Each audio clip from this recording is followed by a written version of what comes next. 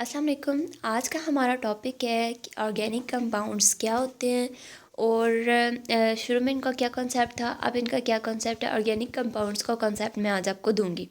तो स्टार्ट करते हैं अपना लेक्चर। सबसे पहले इसका इंट्रोडक्शन में हम देखते हैं कि शुरू में जब ऑर्गेनिक कंपाउंड्स को स्टडी करना शुरू किया, ऑर्गेनिक केमिस्ट्री को स्टडी करना शुरू किया गया, तो उस वक्त ऑर्गेनिक कंपाउंड्स सिर्फ़ और सिर्फ ऐसे कंपाउंड्स थे को समझा जाता था जो हमें प्लांट्स या एनिमल्स से मिलते हैं, या फिर ये कह सकते हैं कि जिनका एनिमल या प्लांट सोर्स होता था या फिर लिविंग सोर्स होता था, सिर्फ़ और सिर्फ उनको ऑर्गेनिक कंपाउंड कंसीडर किया जाता था। इसके अलावा ये कॉन्सेप्ट ही नहीं था कि ऑर्गेनिक कंपाउंड हमें नॉन लिविंग या नॉन ऑर्गेनिक या नॉन प्लांट या एनिमल सोर्स से मिल सकते हैं, जैसे लेबॉर्ट्री में प्रिपेयर करने का वो कॉन्सेप्ट ही नहीं था। इसके बाद हमें पता चला 19th सेंचुरी में स्वीडिश केमिस्ट बेrzelius ने पुट फॉरवर्ड की vital force theory. Vital force theory के मुताबिक क्या था ये वाइटल फोर्स थ्योरी? इसके मुताबिक ये था कि एनिमल्स और प्लांट्स में कोई स्पेशल किस्म की फ़ोर्स होती है जिसको हम वाइटल फोर्स कहते हैं, और उस फोर्स की वजह से इन प्लांट्स या एनिमल्स में ऑर्गेनिक कंपाउंड्स प्रोड्यूस होते हैं।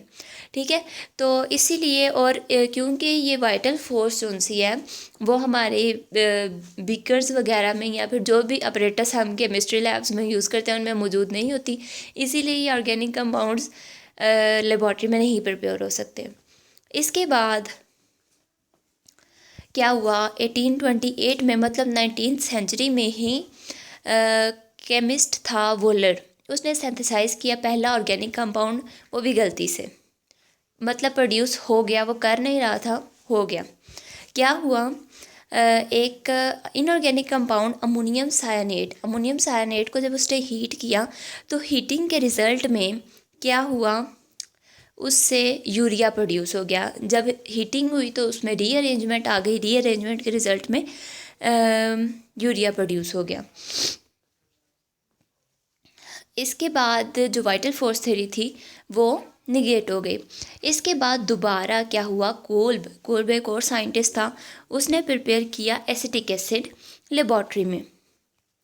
इसके बाद बहुत सारे ऑर्गेनिक कंपाउंड्स आजकल प्रोड्यूस हो रहे हैं, जैसे carbohydrates, lipids, proteins, plastic, rubber, हर चीज़ सिंथेटिक प्रोड्यूस हो रही है।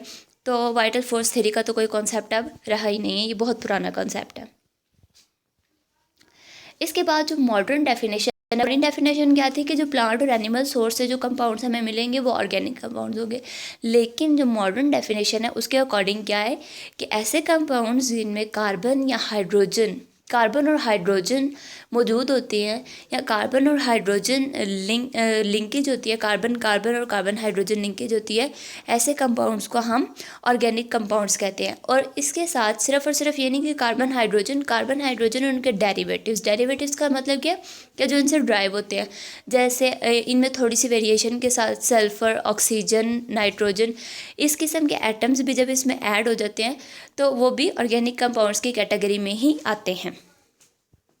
और ऐसी ब्रांच ऑफ केमिस्ट्री जो कि ऑर्गेनिक कंपाउंड्स को स्टडी करती है, मतलब कार्बन, हाइड्रोजन, उनके कंपाउंड्स और उनके डेरिवेटिव्स को स्टडी करती है, इसको हम क्या कहते हैं, ऑर्गेनिक केमिस्ट्री। यहाँ पे इंटरेस्टिंग इन्फॉर्मेशन लिखी हुई है।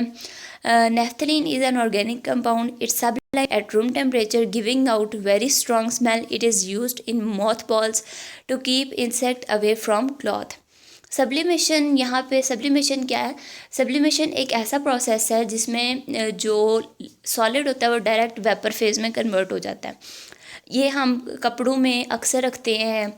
फिर गोलियाँ सफ़ेद जो नज़र आ रही हैं ताकि कीड़े मकोड़े वगैरह इनसे दूर है, इसकी बहुत स्ट्रॉन्ग स्मेल होती है जो कि आपने ऑब्ज़र्व की ही होगी। ये था आज का लेक्चर, होप आपको समझ आ गई होगी। See you in the next lecture, take care of yourself, अल्लाह हाफिज़।